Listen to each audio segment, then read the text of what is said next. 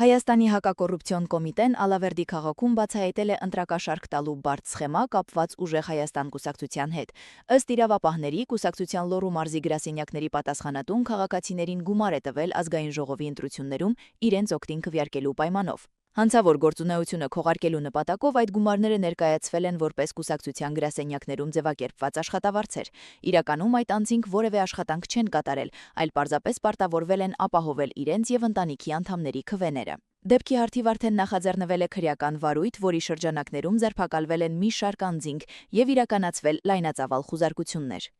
Արցախի հեղափոխական կուսակցության նախագահ Արթուր Օսիպյանը կալանավորվել է բռնության հրապարակային կոչերի, խուլիգանության եւ նախընտրական քարոզչությանը խոչընդոտելու մեղադրանքներով։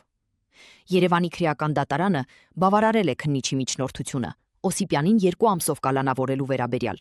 ինչին նախորդել էր Արաբքիրում քաղաքացիական պայմանագրի քարոզարշավի ժամանակ Նիկոլ Փաշինյանի հետ տեղի ունեցած սուր բանավեճը։ Միջադեպի ընթացքում Օսիպյանը վարչապետի թեկնածուին մեղադրել էր Արցախի կորստի եւ Ադրբեջանի պահանջներին տեղի տալու մեջ, ինչին ի պատասխան Փաշինյանը հունից դուրս էր եկել, բարձրախոսով վիրավորանքներ ու սպառնալիքներ հնչեցնելով, միաժամանակ տարակուսելով, որ նա կռվել է, բայց չի զոհվել։ Քննչական կոմիտեն պնդում է, որ Օսիպյանը ոչ միայն խաթարել է հասարակական կարգը, այլև նախկինում սոցցանցերում բռնություն գործադրելու հրապարակային կոչեր է արել։ Փաստաբան Ռոման Երիցյանը հայտնել է, որ դատական նիստն անցել է դռնփակ եւ կասկածի տակ է դրել մեղադրանքի հիմնավորվածությունը, մատնանշելով նախընտրական շրջանում իրավապահների կողմնակալ մոտեցումները։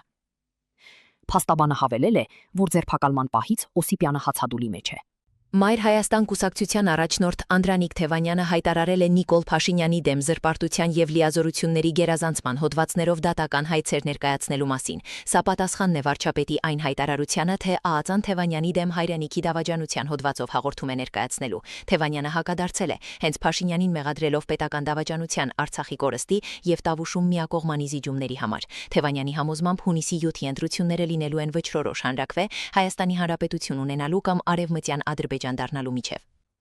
Մեզ վրա որևէ ազդեցություն իրենց հարձակումները չեն կարող թողնել, ինչպես հայտնի է Մայր Հայաստան կուսակցությունը դեռևս անցած տարվանից եւ իր ստեղծման օրվանից կարելի ասել մշտապես կողմ է եղել, որպեսզի ընդդիմադիր դաշտը կոնսոլիդացվի եւ մենք ինքներս օրինակ ենք ծառայել կոնսոլիդացիայի, ցույց տալով, որ ոչ թե մանդատի խնդիր ունենք, ոչ թե աթոռի խնդիր ունենք, այլ պետք է անենք ամեն ինչ, որպեսզի Հայաստանը Արցախի ճակատագրին չարժանանա։